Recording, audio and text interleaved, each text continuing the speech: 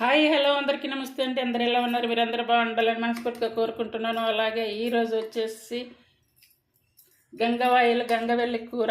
ఇది చాలా చాలా బాగుంటుంది. టమాటా వేసి వండుకోవచ్చు, అలాగే ఇలా పప్పులో కూడా వేసి తయారు చేయండి. ఇది అన్ని విధాలుగా వండుకున్నా కూడా ఎంతో టేస్టీగా ఉంటుంది. చాలా ఆరోగ్యానికి కూడా చాలా మంచిది. ఇది ఎలా తయారు చేయాలో ఈ వీడియోలో చూపిస్తాను.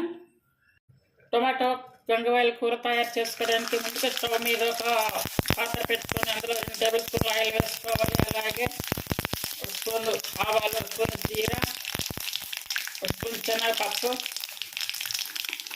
అలాగే ఇంగువ, 2 కానీ 3 కానీ ఎండుమిర్చి, అలాగే పచ్చా చేసుకున్న వెల్లుల్లి, సన్నగా కట్ చేసుకున్న ఉల్లిపాయలు,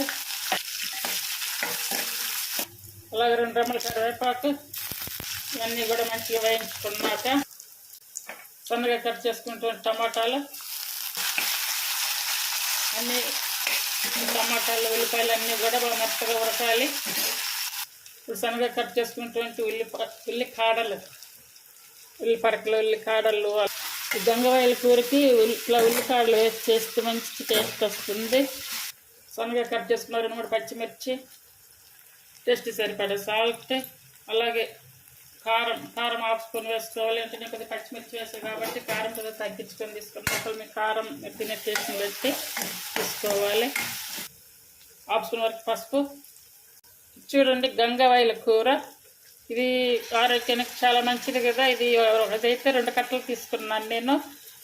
మంచిగా కడిగి ఇలా మరీ చిన్నగా కాకుండా కొంచెం ఇలా పెద్దగా ఉండేటట్టుగానే కట్ చేసుకోవాలి.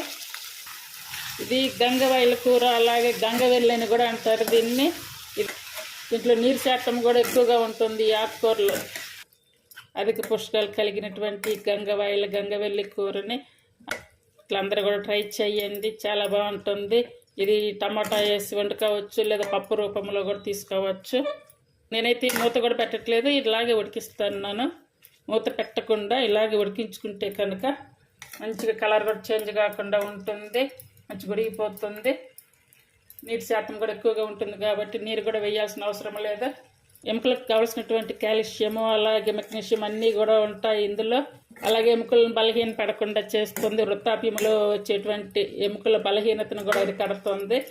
మందంగా కొద్దిగా జిగటగా కూడా వస్తుంది. ఆకు ఇంత డెలికేట్గా ఉంటుంది. అలాగే మనకి ఆరోగ్యాన్ని కూడా ఇస్తుంది. ఎక్కడ కనిపించినా దీన్ని వదలకుండా ఖచ్చితంగా ఇంటికి తీసుకొచ్చుకొని వండుకోవాలి. పప్పెట్లైనా వండుకోవచ్చు. వారంలో 1-2 సార్లు ఇది తీసుకోవడం వల్ల ఆరోగ్యానికి చాలా మంచిది. చూడండి, గంగవాయిల కూర అయితే రెడీ అయ్యింది.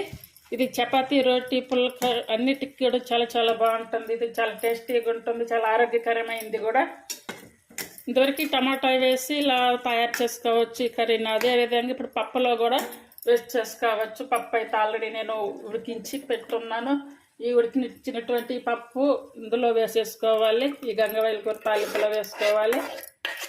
చూసారు కదా, మనకి 2 in 1గా 2 కూరలు అయితే రెడీ అయ్యాయి. ఒకటి టమాటో గంగవాయిల కూర, రెండోది వచ్చేసి పప్పు గంగవాయిల కూర, 2 తయారయ్యాయి. ఇది రైసే కాకుండా అన్నిటికీ బాగుంటుంది. ఇలా తయారు చేయండి. ఈ పప్పు ఉడికించిన ఎక్స్ట్రాలో కొంచెం వాటర్ వేసుకొని ఇది ఉడికించుకోవాలి. తాలింపుల గంగవాయిల కూర ఉడికిపోయింది, అలాగే పప్పు కూడా ఉడికిపోయింది కాబట్టి ఇది ఎక్కువ టైం కూడా ఉడికించాల్సిన అవసరం లేదు. ఒక 5-6 నిమిషాలు మరిగించి దించితే సరిపోతుంది. ఇప్పుడు మూత పెట్టి మిడిల్ ఫ్లేమ్ మీద పెట్టుకోవాలి. అలాగే ఇప్పుడు కట్ చేసుకున్నటువంటి కొత్తిమీర వేసుకోవాలి. చూస్తారు కదా, చాలా సింపుల్గా, చాలా ఈజీ పద్ధతుల్లో, చాలా తక్కువ టైంలో కూడా అయిపోయింది. ఇప్పుడు కర్రీ అయితే రెడీ అయ్యింది. ఇప్పుడు స్టవ్ ఆపేసుకోవాలి.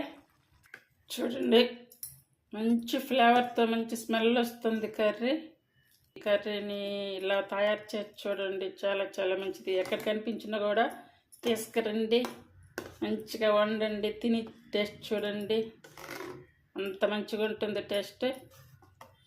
అందరూ కూడా తయారు చేసుకోవచ్చు, చాలా ఈజీ రెసిపీ.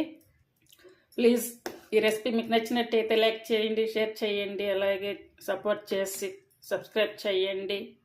ఇంత టేస్టీగా ఉండేటువంటి గంగవెల్లి కూరని తయారు చేయండి. Thank you for watching.